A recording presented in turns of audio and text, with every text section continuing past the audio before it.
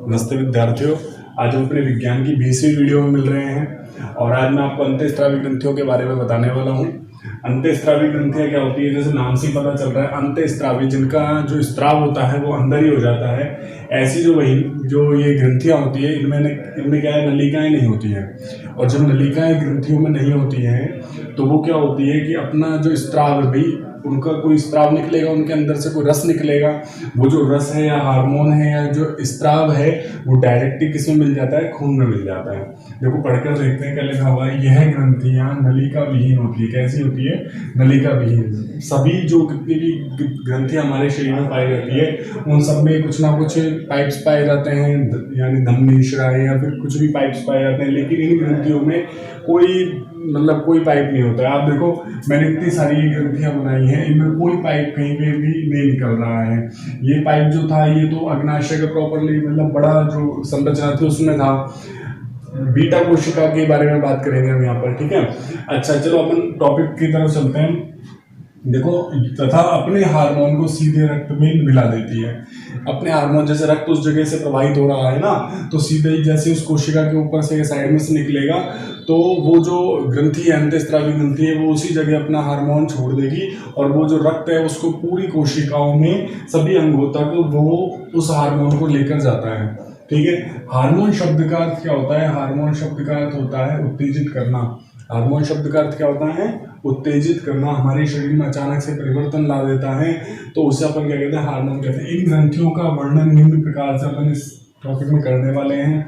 मैंने आपके सामने अंतःस्रावी ग्रंथि का चित्र भी बना रखा है। इसमें सारे अंतःस्रावी ग्रंथियों को दर्शाने की मैंने कोशिश भी की है। अपनी बुक में 2 अंतःस्रावी ग्रंथियों के चित्र बने हैं, मादा का अलग और पुरुषों का अलग। तो मैंने एक में ही दोनों को बना दिया है। आप पेपर में इस प्रकार से बनाकर आ सकते हैं, ठीक है। देखो, सबसे पहले नंबर पर आता है हाइपोथैलेमस। हाइपोथैलेमस जो होता है ये जो मेन ग्रंथि होती है, ये हमारे दिमाग में पाई जाती है, अग्र मस्तिष्क में पाई जाती है हाइपोथैलेमस।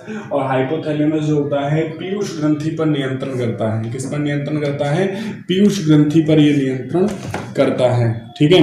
अच्छा, आपको जानकारी होनी चाहिए कि जो हाइपोथैलेमस होता है वो हमारे भूख प्यास पर भी नियंत्रण रखता है। किस पर नियंत्रण करता है? हमारे भूख प्यास पे नियंत्रण रखता है, ठीक है। यह शरीर का क्या है? तापमान भी निर्धारित रखता है। अच्छा जी, इसके बाद अपन क्या बात है, इसमें 2 प्रकार के हार्मोन निकलते हैं, तो मोचक हार्मोन और एक निरोधी हार्मोन। एक तो क्या है, कौन सा हार्मोन है? मोचक हार्मोन है। और एक कौन सा हार्मोन है? निरोधी हार्मोन है। मोचक हार्मोन जो होता है ये तो पीयूष ग्रंथि को एक्टिव करता है। ये वाला हार्मोन कौन सा है? पीयूष ग्रंथि को एक्टिव करता है। और ये वाला जो हार्मोन है ये वापस से क्या कर देता है? पीयूष ग्रंथि को निष्क्रिय कर देता है, ठीक है। यानी पीयूष ग्रंथि जो हार्मोन निकालती है उसे निष्क्रिय कर देता है। पीयूष ग्रंथि के बारे में बात करते हैं सेकंड नंबर पर। पीयूष ग्रंथि सबसे छोटी ग्रंथि पाई जाती है, मटर के दाने के समान हमारे मस्तिष्क के सिग्निफाइड नाम के गड्ढे में उपस्थित होती है।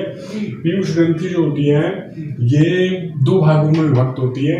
आगे वाले भाग को तो बोलते हैं एडिनो हाइपोफाइसिस और पीछे वाले भाग को क्या बोलते हैं? न्यूरो हाइपोफाइसिस, ठीक है। आगे वाले भाग को एडिनो, पीछे वाले भाग को न्यूरो हाइपोफाइसिस बोलते हैं। पीयूष ग्रंथि मटर के दाने के समान है, मैंने अभी थोड़ी देर पहले आपको बोला ही था।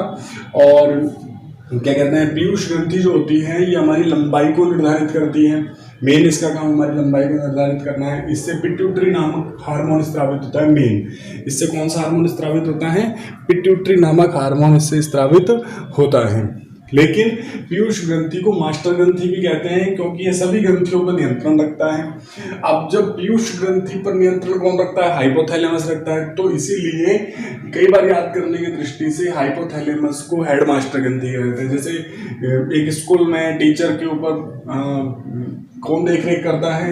यानी प्रिंसिपल करते हैं, हेडमास्टर करते हैं। तो हाइपोथैलेमस एज ए प्रिंसिपल या फिर हेडमास्टर। पीयूष ग्रंथि कौन है? ये सब पर नियंत्रण करता है, सब बच्चों पर नियंत्रण कौन करता है? जैसे टीचर करता है, वे सभी ग्रंथियों पर नियंत्रण कौन करता है? पीयूष। इसीलिए इसे मास्टर ग्रंथि भी कहा जाता है, ठीक है।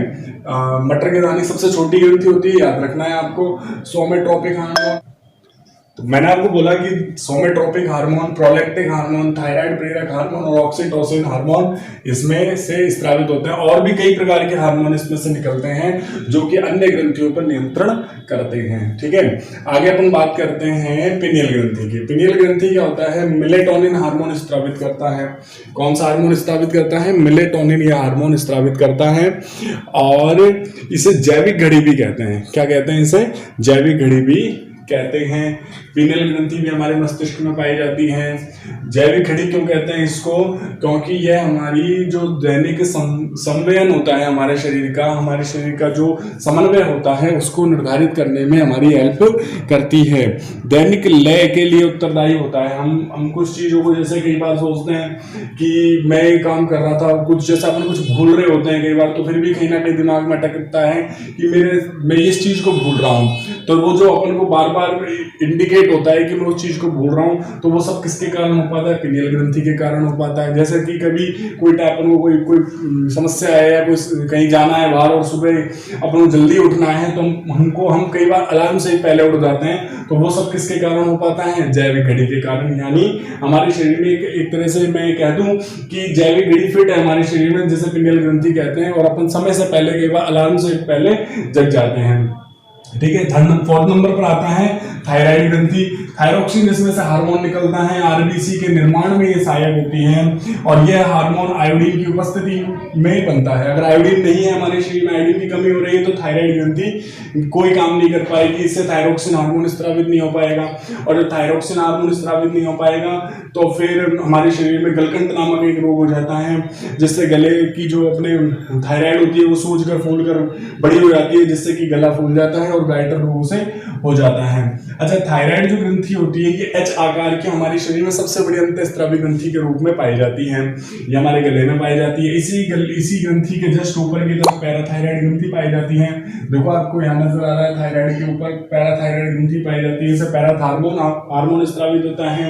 ये शरीर में कैल्शियम के फास्फेट को नियंत्रित करता है, और इसकी कमी से टिटेनी नामक रोग हो जाता है। कौन सा हार्मोन निकलता है? पैराथार्मोन निकलता है, और ये क्या करता है हमारे शरीर में, जैसे कैल्शियम अपन भोजन में खाते हैं, फास्फेट अगर हमारे भोजन में है तो अगर वो अधिक है तो उसका ये क्या करेगा? नियंत्रण करेगा। अगर ये नियंत्रण नहीं करता है तो क्या होता है कि हमारे शरीर में या तो पथरी वगैरह ज्यादा बनने लग जाती है, बार बार ऐसा होने से हमारे शरीर में नुकसान होता है।